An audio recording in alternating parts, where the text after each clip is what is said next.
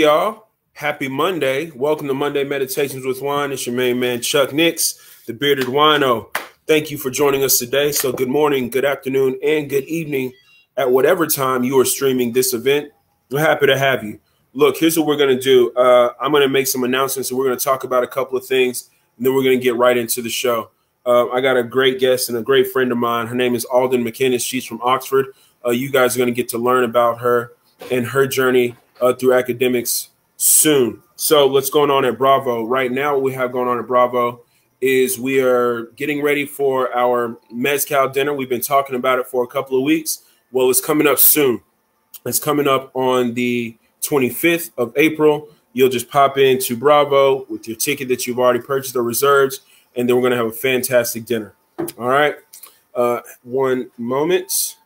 We're going to hang on for just a second there.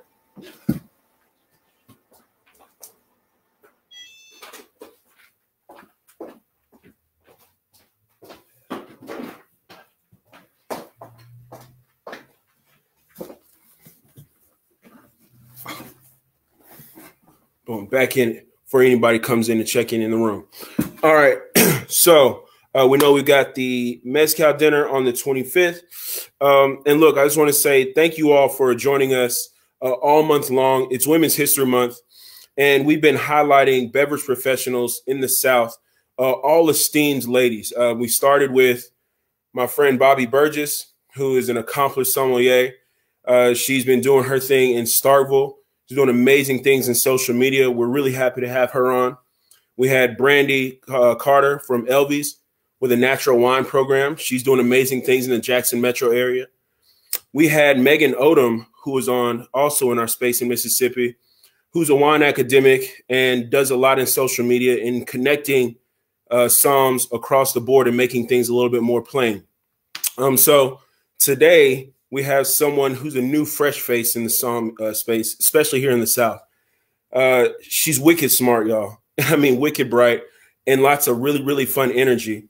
We met this past fall.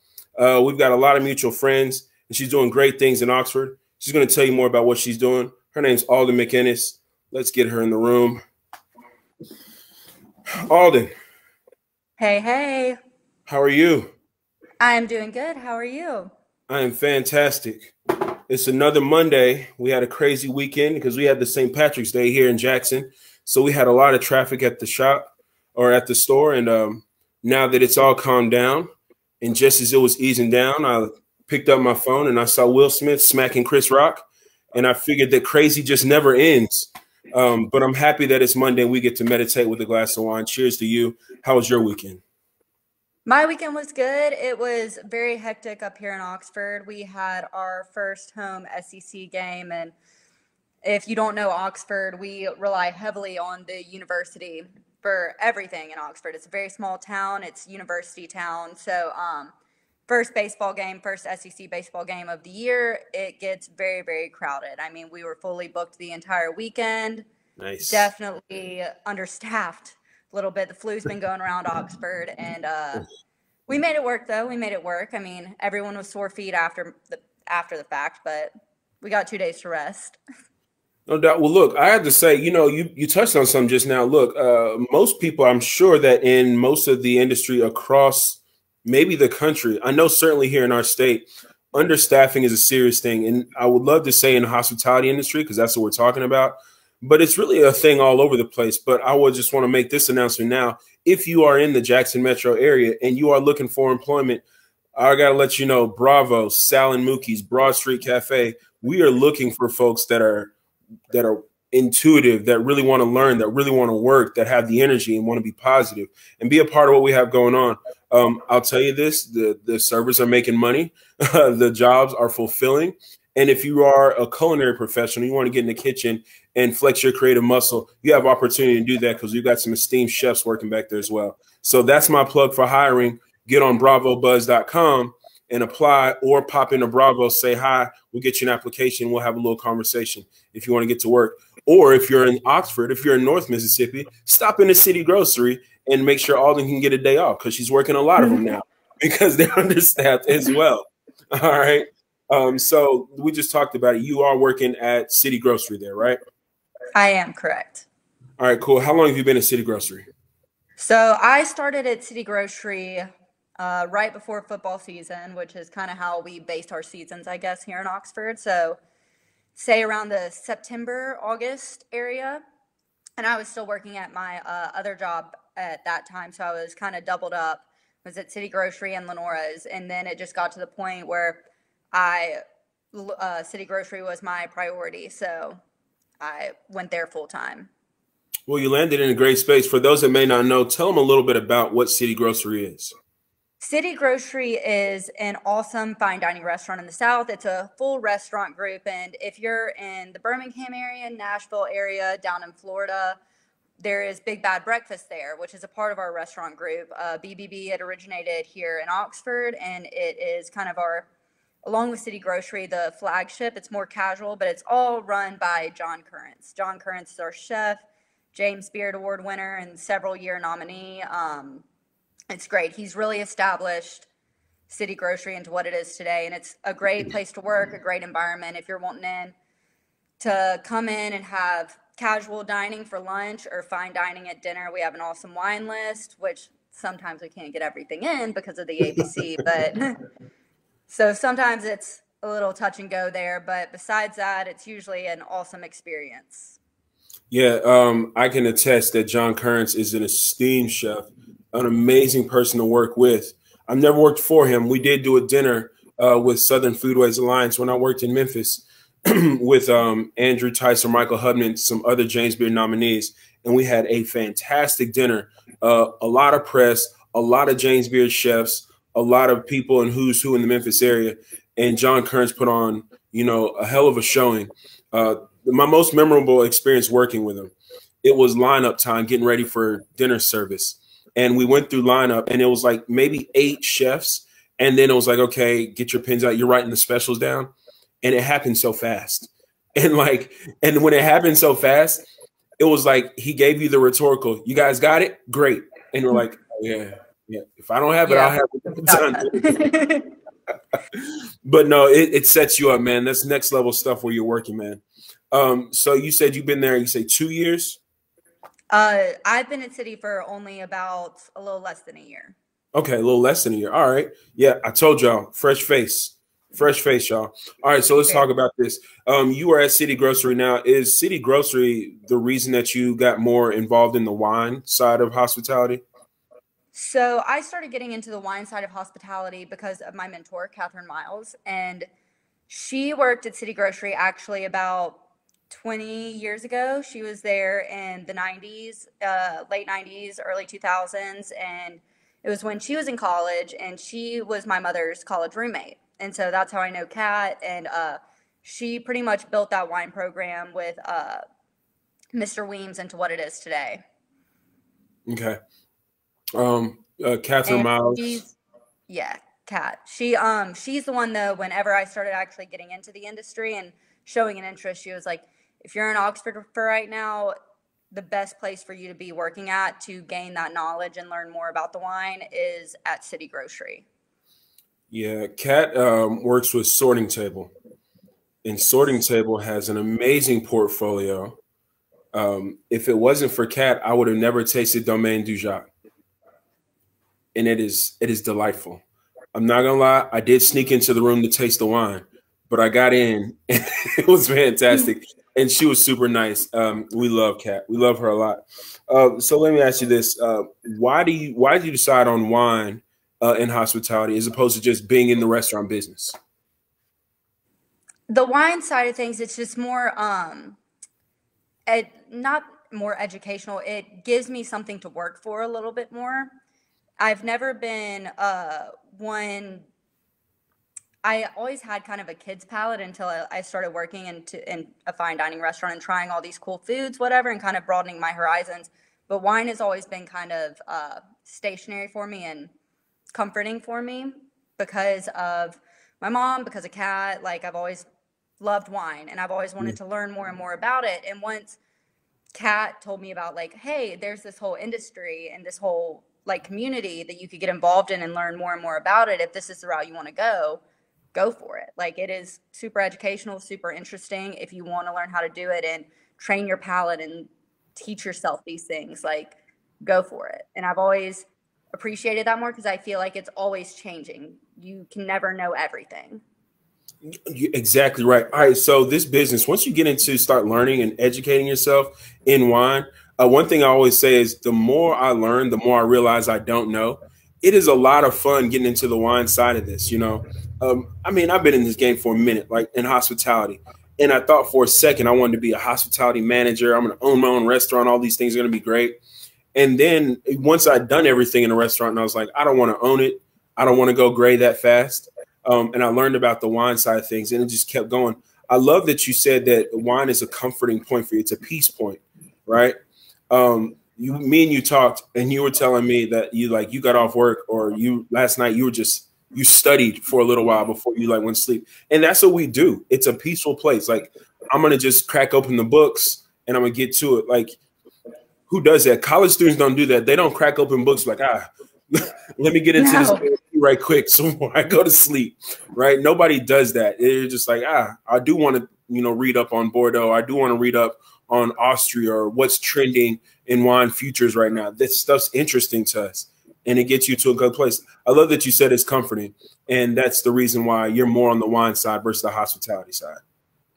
Yeah, absolutely. It's always brought me a little bit of peace. And also, even after you've had like a long shift at the restaurant or something, like, what do you want to do? Do you want to go out and party, or do you want to go home and crack open a bottle of wine?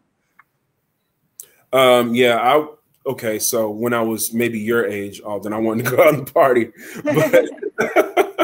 but now, like, I want to go home and just get a bottle of wine open, and then I'm going to crack open a book. I mean, I do this every night. I'm in a book every day or every night. It's a great place to be. And this is why we call this Monday Meditations with Wine, right? You just zen yourself out with a bottle of wine and just have a good time. If you're just checking in, this is Monday Meditations with Wine. My name is Chuck Nix, the Bearded Wino. We're here with Alden Mcinnis of City Grocery, fresh face from the wine industry scene here in Mississippi, and she's absolutely killing it. So let's talk about you being super smart and being super bright. Let's talk about your academic path, because I don't know that a lot of people understand. I think people know that we take exams, we get these certification pins, but tell me a little bit about your academic path. So right now in my academics, I guess, I am within the next month or so planning on taking my introductory level, getting that taken care of, and that's what I've been studying for. What the issue is with me recently is what I'm so nervous about, and especially nervous for like my certified exam, which I know is a little while away, is being from the South, we don't really have the options and the resources to learn how to taste or learn how to actually do the deductive tasting method. I mean, I'm 23 years old. We have tasting groups in Oxford, or we're trying to get them together at least so that I can learn myself. But everything that I know is just strictly book knowledge. I haven't applied it anywhere yet. So I'm super nervous about that. But I am planning on taking my first level here in the next couple months, and then hoping to be certified relatively soon after that. Alden, we've had conversation after conversation. First things first, you're going to smoke intro, and then you're going to blaze through certified. I'm 100% confident in it. I've taken both of those tests, and I know that you're going to knock it out the box. And you've got great mentorship too. First things first, you got the Mississippi Village with you. You got me, you got Bobby, you got everybody in Jackson Metro that you know. We're going to be right there with you for study groups and such. I know we got more to do in the coming weeks. But then also Kat's on your side. And I know we have some other mutual friends that are also in your corner. You're going to kill both of those exams. And then, you know what? I want to talk back with you and see what you're looking at next, because if it's like what I think it is, you're going to be headed to the moon, man. I don't think that you're going to be chilling with certified. I think you're rolling on it. Gotta try. I mean, everything's like still up in the air. Like, I know, like, if I am lucky enough to get my certified, I'm going to be happy with that. And if I want to continue my education and go for the advanced, I probably will never stop studying. Like I said earlier, wine is always changing. You can never try all the wine in the world. You don't know everything. No one knows everything. Yep. So, I mean, advanced, maybe. It's certified is my main goal right now. Well, certified, you can go ahead and just keep rocking it out. You're going to knock that out the box. You really are. Now, let me ask you this. We talked about some of your mentors, and you got Cat Miles as one of your mentors. And she's esteemed in this business. You're a young lady in Oxford. We talked with Bobby earlier this month. We talked with Brandy. We talked with Megan. It is Women's History Month, and we're talking about women that are doing amazing things in this industry. And each of them have had their different take on their experiences in the industry. Let me ask you this, and I know you're in the game a little bit younger, but as a woman in this business coming along, how do you see the business? How do you see things for you as a woman in this business, maybe versus others? I think I have been fairly lucky with being a woman in the industry. Yes, I'm still on the younger side of things and haven't had all these years of experience, but I've worked in restaurants where I've been lucky enough to have everyone on my side. And it was never, I never felt unsafe or never had issues with really anything. And I'm very lucky for that. And it is a small town. So, like, as soon as one thing happens in Oxford, everyone knows about it. Everyone in the industry will know about it. Like, the restaurant industry in Oxford kind of sticks together. So, if one thing happens to some girl in Oxford, everyone knows about it. And the restaurant industry has everyone's back. And Yeah. I've just been lucky enough not to have to or experience it personally. Yeah, it is a good thing that our community here is pretty tight knit. I say this oftentimes, or at least I've heard it said, and I've said it a few times, that Mississippi isn't a state; it's a club. And your membership can build some long lasting friendships and connections. But I will say this, I've seen people have asked me a number of times, right? What's it like for you as a black man in this industry? And yeah, you see some things. And I mean, I've been around long enough to see some things. But I'm pretty fortunate and blessed, right? That I haven't necessarily had to deal with them so head on. But you see the stuff around you. And sometimes you just kind of like look up and you thank God that it wasn't me. Or you just thank God that, that it's not as bad as it could have been. Let me ask you this. With all those things happening around you, do you ever feel like you were ever in a position where you felt like, there's not enough women, that you aren't represented enough in the spaces that you've been in? I think the representation recently for women, especially in the industry, has gotten a lot better than it Yeah. has been in the past because this industry that we're in is predominantly white men. And recently you've got people of color and women that are just as passionate about the industry, just as educated, and they weren't represented enough until, or at least since I got into the industry and noticed more and more women being shown on certain Instagrams or certain magazine covers. So I think that we're finally getting a recognition. Yeah, I would definitely say that now it's looking better. Um, it is looking better for all underrepresented groups at this point, right? We've had last couple of years of some strong reckoning on how we've handled things before. I mean, we're looking at Emily Wines, director of CMS now. We're looking at the new director of Guildsom, a woman also. We're looking at people that are being brought to the forefront. I will say this. I was listening to a cast pretty recently, and as far as wine making, women are really coming up in the wine making side of our industry. On the dining room floor and in executive positions, I think that that's where we have an area of opportunity for us to really grow and keep pushing the needle there to get more women, to get more Black people, Asians, Hispanics, LGBTQ, to get them in space.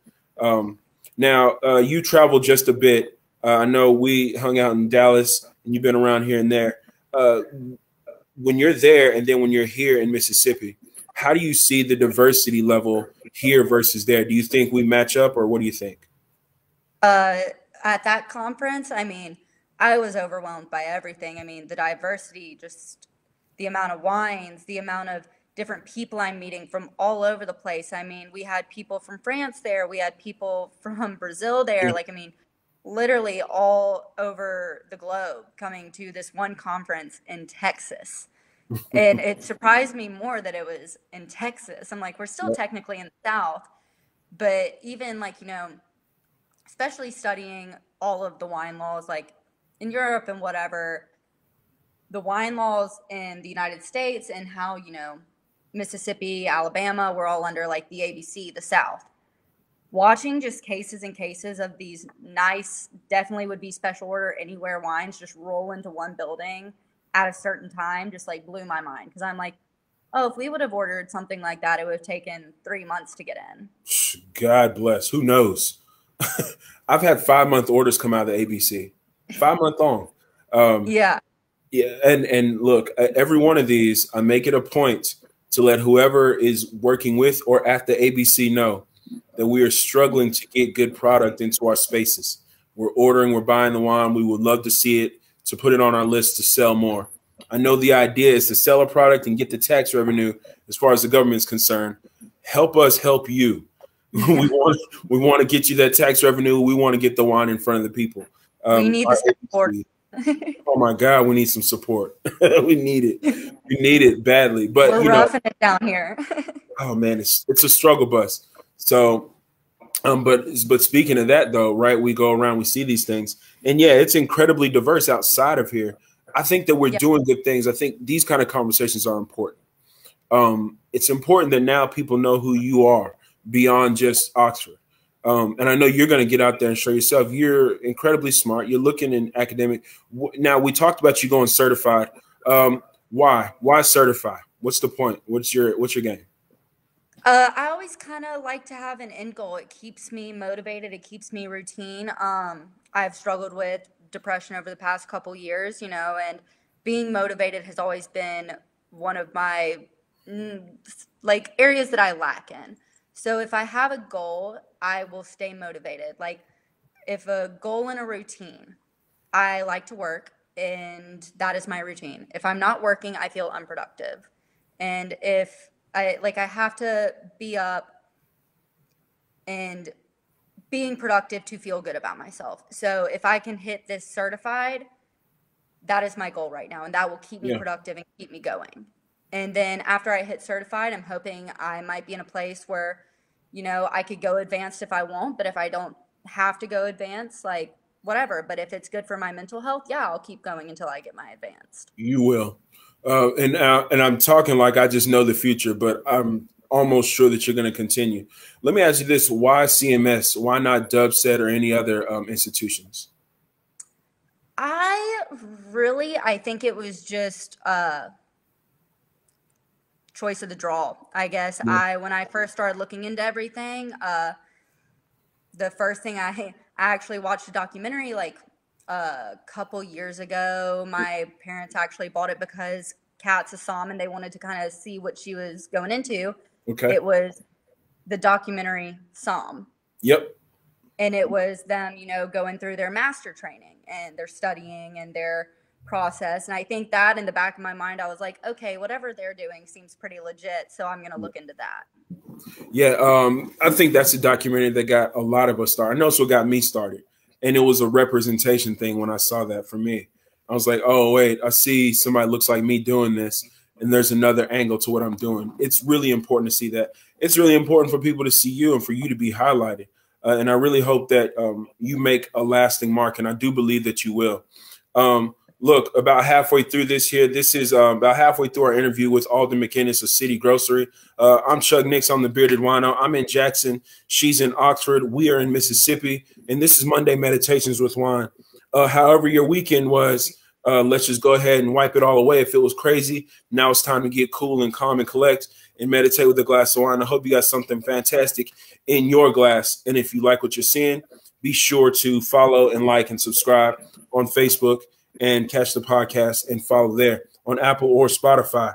Look, let me ask you this. I see you sipping something. It is Monday Meditations, and you have to meditate with a glass of wine. So tell me, ma'am, what's in your glass? I am currently drinking a wine that was recommended to me by my local liquor store, High Cotton Wine Spirits. What's up, Aaron? Shout out to Aaron at High Cotton. Go ahead. Aaron, yeah. It is 2019 My Pretty Pinot. Okay. It is Monterey, California. It's very, very yummy, very juicy, very fruity Pinot Noir. Oh, yeah. Medium body, Yeah.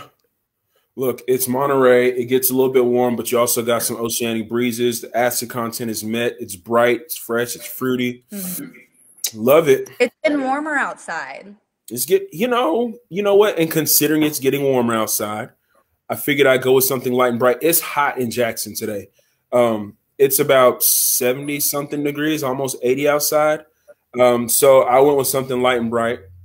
I am drinking a Sauvignon Blanc from Cockrell.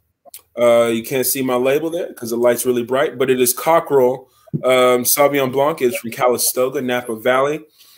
Because it is Women's History Month, this is a woman winemaker. Her name is Christine. She's Bordeaux trained, and now she is in Napa making Bordeaux varietals. So this Sauvignon Blanc is her expression. Whatever your color looks like at your house, but there's a little bit of green in there. This is a younger, it's 2020 vintage. It's crystal clear though, just with that little fleck of green. It is aromatic. It is classic Sauvignon Blanc. It is bright. It's crisp. It's refreshing, and it's cooling me off on this hot day here in Jackson. So, cheers to you, Alden. Bing. Cheers. Bing. There we are. All right. So, look, in your studies right now, what's your favorite area that you're studying?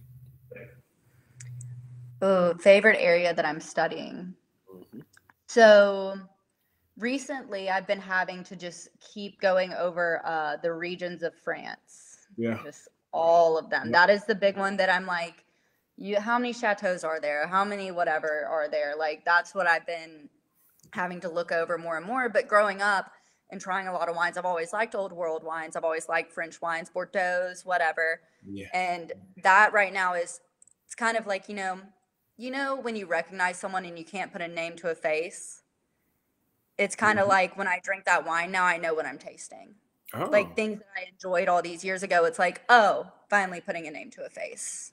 There we go. Getting that recall together. Exactly. So I think that is my favorite area right now, just because I'm learning about things that I've already tasted without even realizing it. Yeah. Stick in France. It's going to be helpful. And don't forget about Italy and Spain. Spain will trip you up. Yes. Spain will get you on some of these exams. Spain has a lot going on there. Look, Alden, you got some love in the place. I just want you to know, you got some people that are just like hyped that you are here. Maureen is a huge fan of you. Let's see. This is my city grocery crew representing. Okay. All right. Mcinnis, she's just giving you big shouts. That's my father. Oh, yeah? What's going on, Dad? Terry Moon is really proud of you after years in the business. You're her go-to for pairings. Yeah. Chuck, if you ever come to Oxford and come to City Grocery, you need to have Terry wait on you. He has gotten the #1 server in Oxford, Mississippi for good past couple years. Okay. All right. Well, I'm gonna come holler at you, Terry. If I can get a chance to get up there, I'm gonna come say what's going on. Hallie's really happy that you joined the team. Look, you got a lot of people that are really happy about what you're doing. They're incredibly proud of you. We're really proud of you here in the state. And I'm happy that you had the chance to sit down and talk with me here. Let me ask you this thing. It's really fun because after work, right? So I do a podcast called the Last Call Podcast. And on that podcast, it's a little bit more relaxed, right? Maybe there's more F-bombs thrown around in 4-letter words because that's how we talk behind the expo line in our business. But in that podcast, sometimes we do replays here, but we also tell stories about things that have happened in the restaurant. And I know you're a little bit young in the restaurant, but do you have any stories or anything crazy, anything fun, any stories that are memorable, right? Like just some things that have happened on the floor with you. So when I turned 21 and I kind of got thrown on the floor at my old restaurant that I worked at, Lenora's, I had this table. It was a tin top. It was a regular's daughter's birthday. So it was, we take care of our regulars in Mississippi. We treat our regulars like celebrities and celebrities like regulars.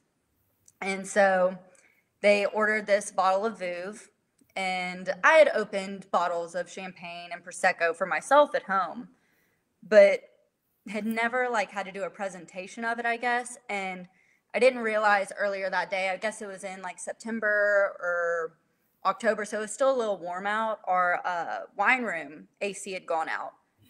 So I had to bring that champagne back up to temperature really, really quickly.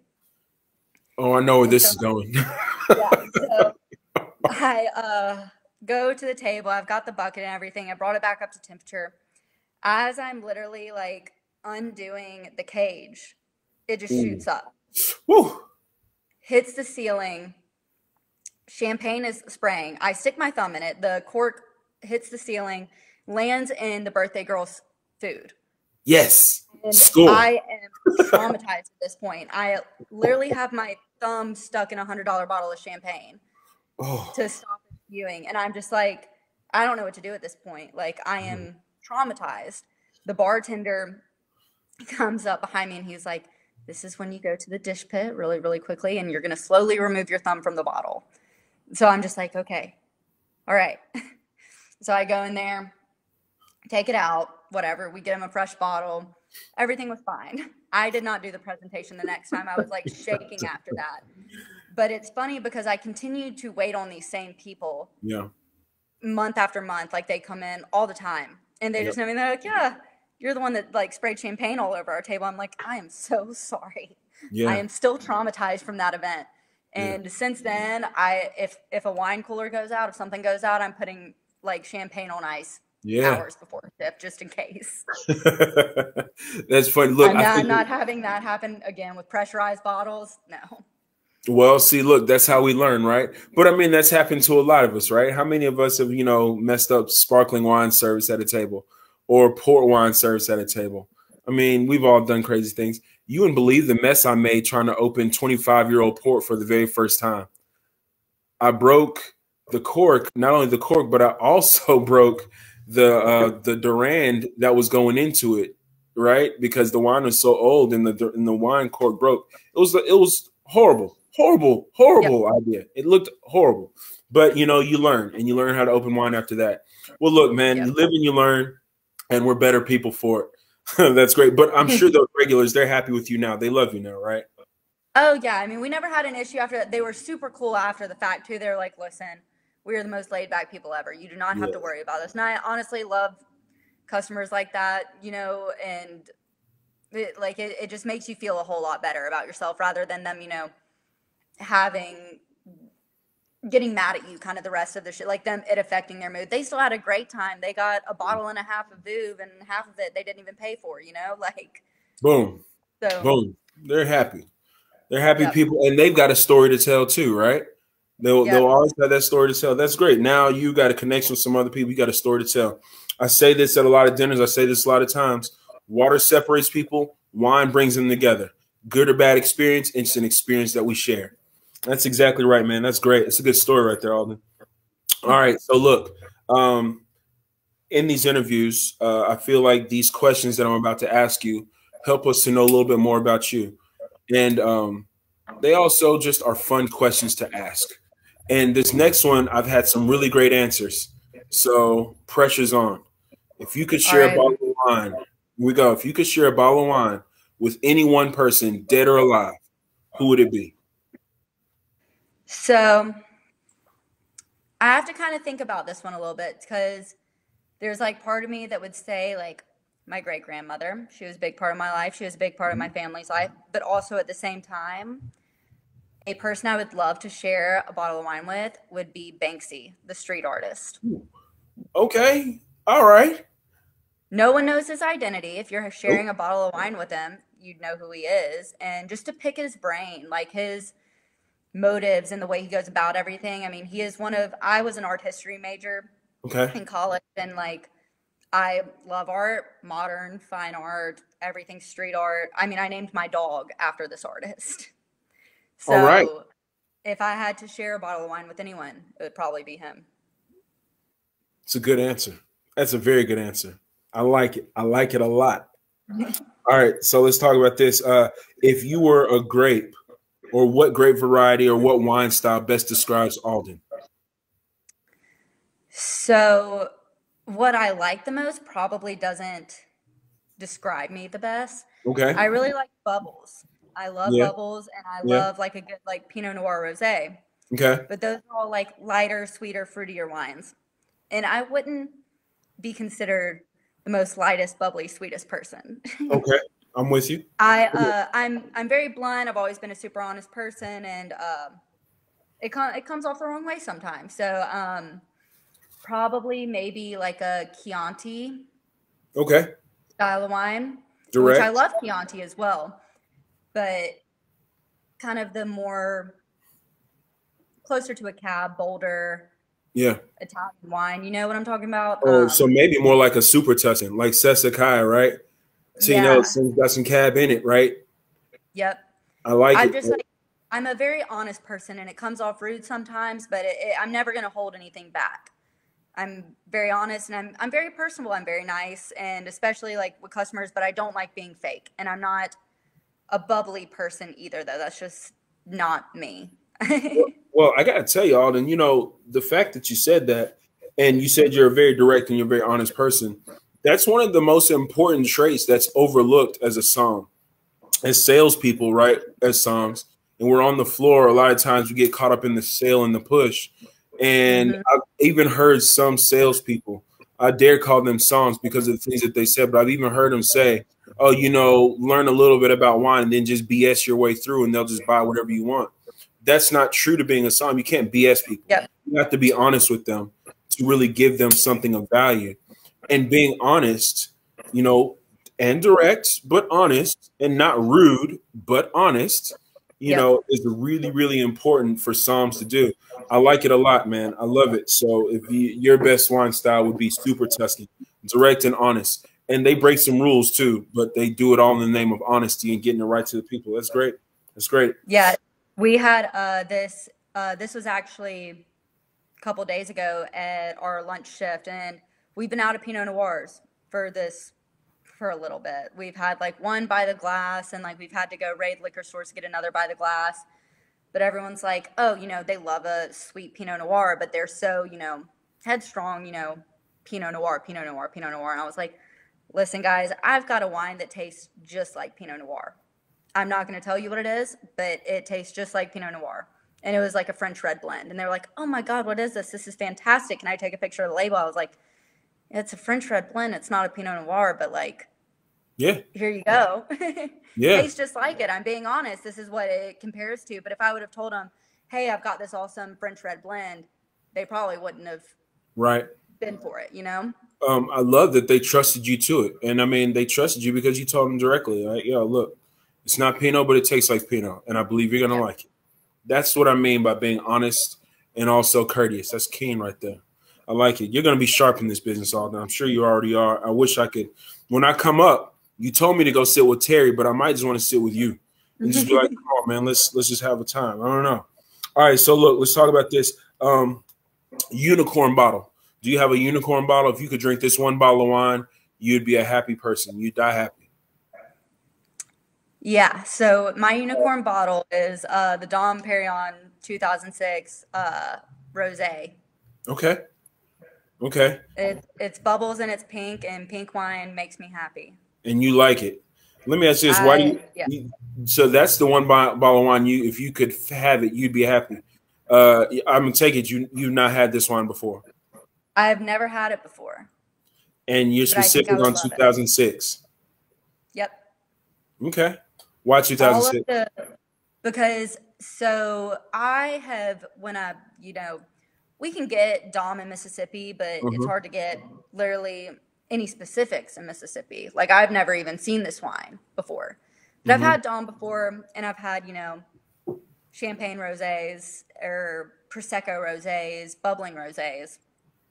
And I just feel like I like Dom a whole lot. If you make it pink, I probably love it even more, and I'd be content. They make it pink. Let me ask you this. Have you had any other vintages of Dom? I think I've had a 2013 or 2014 within the past 2 years. We used to carry one of those bottles at the restaurant I used to work at. So, one explodes, or we don't sell one, or, we're celebrating after getting through football season, we're going to pop a special bottle open. That is not that hard to come by. Alden, we're going to make this happen. We're going to make this happen. That should happen for you. Dom I would love sparkling. for it to happen. I think we I can know we make can that. get Dom in Mississippi, but it's hard to get certain vintages of certain things, and you know, like certain grape varietals and that. No, look, Dom is available here, but I was gonna say Mm-hmm. like sometimes those vintage Doms, especially like the P2s, when you Mm-hmm. start getting into those like they're around. They're not easy to find. They're like in few places, but they're around. If you know the right people, you can get a hold of them.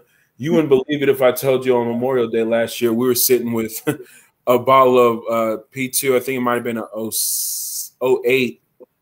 And God, I can't remember what else it was, but I was like double fisting wine. It was like Bordeaux and champagne in one hand and like a cigar in the other hand.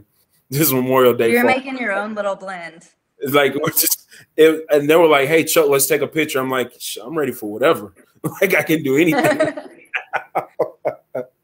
All right, we got to get you some Dom. All right, Please do. I am praying for it. Like that would make me so happy. I could die happy. well, look, we get you the bottle of Dom, but then your unicorn bottle has to change after that, and then you evolve. Yeah. This is how we level up right here. All right, look, you got $20 in your pocket, and you got to go get a bottle of wine. What bottle of wine you going to get? Ooh. Okay. Probably J-Lore Cab. Okay, No specific vintage. yeah, It is kind of what I've grown up on. Like it's been my parents' comfort bottle. Like if they don't have Sean Miner or Justin in, like they're gonna pick up a bottle of J-Lore, take it home, keep it in their wine cooler. You know, when they want to have wine with dinner, they're gonna have it. That's kind of what I was raised on. And so now, whenever I go to the liquor store and have $20 in my pocket and want to buy a bottle of red wine, that's like my comfort wine. Like I know I'm gonna love it. yeah. Like every single time. Like I'm never gonna have an issue with it. Like I'm not gonna pop it open and hate it. No, I agree with what you said. It being a comfort wine. I know a lot of people that have found a happy place with J. Lore, and they've got much history to them too. It's a good pick for $20 to just bring over. It's going to meet the need, and it's going to be all right. Look, I'm going to jump back just a second to a question that we had, or that I just asked you about that 2006 Dom Perignon. Mm-hmm. My man Charles Springfield just jumped in, and he's letting you know that the Dom Perignon Lady Gaga gift box 2006 Dom Perignon, which is sparkling, and his rosé is still on the market, so we can find that bottle for you. And then that just means that we level up and we start talking about the next unicorn bottle is. And this is going to be a Yeah. thing. We're going to make it happen. And just so everyone else is knowing, Monday Meditations was started by this gentleman, Charles Springfield, who is an author, who's a sommelier, who's a wine educator. And I was blessed enough for him to make acquaintance with me and say, "Hey, Chuck, take over Monday Meditations. I think you'd be good doing this if you would like to." And we've had a lot of fun doing it. So shout out to you, Charles, and thanks for checking in. And Alden, we're going to get you some pink bubbles in classic. Please do. Yeah, we're gonna make it happen sooner than later. All right, all right. Let's talk about this. If you were not in the wine industry today, what would you be doing? So I mean, when I was a kid, I always thought I grew up in the equestrian industry. I rode horses Okay. growing up. Um, it's a little bit of a pretentious industry, and that is why I kind of didn't make it. I was very You're in serious about it. Oxford. Was very There's competitive. no shortage of pretentious in Oxford. No, but so the thing is, Oxford is so small, we don't even have that here. So, like the Um, equestrian team at Ole Miss, they travel to Memphis. And when I was very competitive in high school, I was driving an hour, commuting an hour every single day to go ride horses. I thought I was going to college for it. I thought that was going to be my life. So then after that, like my freshman year, whatever, figured out I was like, oh, well, like maybe I don't want to do this in college. Let's switch to something else. So I've always been an artistic person. I started off as a studio art major. And I had this one professor that I just really hated, and he made me hate my major. So I had enough credits, and I switched over. So I became an art history major with a studio art minor. So at that point, I was thinking, if I'm an art history major, I could open a gallery. And it's funny because I've always considered wine with my art decisions. I'm like, if I have a gallery, I want it to be, able to have tastings here because of just the cool, it could be a venue, like a cool venue with this person has their art up for a month and has like a tasting or a gallery showing, and then certain wineries or winemakers come in, and it kind of be the best of both worlds for both of those entrepreneurs. Yeah. And so that's what I was kind of thinking coming into my junior year. I mean, right as I was turning 21, when I wasn't super considering coming into the Psalm world, and then, you know, mind changed. Yeah, man. Look, hey, bottles of wine will take over your mind and will take over your ambitions. They hijack them and they take them to places you never thought you would go. Very true. Man, cheers your ambition. So you'd be running an art gallery. Yeah. There's a place. I don't know where. Okay. There's a place. Definitely out of Mississippi. You say not in Mississippi? Not in Mississippi. All right. You know, there's a lot of art lovers in Mississippi now. And the art in Mississippi is fantastic. It is. I've just grown up on it. I mean, even behind me, Walter Anderson, you know, yeah. I've got awesome Mississippi artists. I mean, we've got William Dunlap coming into City Grocery next week because he's having an exhibition at the gallery next door to us, which is an amazing Southern artist. I've just grown up on this stuff. I want to get out, see something a little different. And my thing with Mississippi is I love Mississippi. It will always be my home. I am not hating on it in one bit. But I've been here for so long, I got to get out just for a little. And I can always come back. My family's from here. I just need to experience, because, I mean, you know, you're from Mississippi too. It's like a bubble. It'll suck you in. And if you don't get out, you're just going to be closed-minded and, like, not closed-minded, but, like, you're kind of stuck in this bubble. Oh, yeah, I got you. Out, and then you can always come back, though. Mm-hmm. Always. It's a great place to live and a great place to grow up, and I love Mississippi with all my heart. Just feel like I need to experience out of my small town a little bit. That's good. That's good. All right. Well, look, being a Psalm, you are still an artist. So you're not that far away from those other aspirations. So I got to say, Alden, this is an amazing conversation. You are a lot of fun to talk to, and you got a lot of love and support from the people around you. Hallie Johnson is really, really happy. She says we're the best to join her group, and she's happy that you're a part of the grocery family. Look, Alden, it's really endearing. Your energy is so bright. It's so fun. It's so fresh and it's new. Our Mississippi wine industry really needs you, needs people like you in it. So we are proud of what you're doing, and we wish you all the best in your journey. Certified, forget about it. You got this locked down. We ain't worried about it. Intro, I know you're going to crush it. Speaking of intro, Alden, you may know a couple of these people. There's some people that just passed some exams today. Let's see. Justin Watts at Aplos here in Highland Village. He passed his intro exam today. Eric Henderson with the Manship Group also. He passed his intro exam today, and both of these gentlemen are moving forward, and I'm sure they're seeking certified. And I think they're both also certified specialist wine candidates with the Society of Wine Educators. So they're doing major things. Look, we're here in Mississippi, and we're doing amazing things. We're just trying to get more people to the vine and spread love through a bottle, man. Alden, thanks so much for being here with us. Thank you so much for having me. Man, this has been a real honor. We'll catch up soon. We've got classes that we're going to be in the next couple of weeks. So I'll see you soon. We'll catch up even further. Hey, guys, comments, we'll respond back to you. Check the replays on Facebook. That's Bravo Buzz Facebook or Bravo's Facebook or my own Facebook, Chuck Nix or Bearded Wino. This replay will probably hit Instagram at Bravo and at Bearded Wino. We'll hit both of our Instagrams. Let's see. We are also going to have this on podcast and audio coming up, Spotify, Apple. You'll just go to your favorite podcast platform and search in Bearded Wino. It's spelled just like it is right there on the screen. Look, I'm happy we did this. Oh, the last thing I got, the last shout out, my older brother. It's his birthday today. Happy birthday, Chris. Sell all the houses you can in the Atlanta metro area and get that $1 million and let me hold some, cousin. All right, y'all. Be good. Peace. Always tip 20%. We out of here. Bye, Alden. Bye.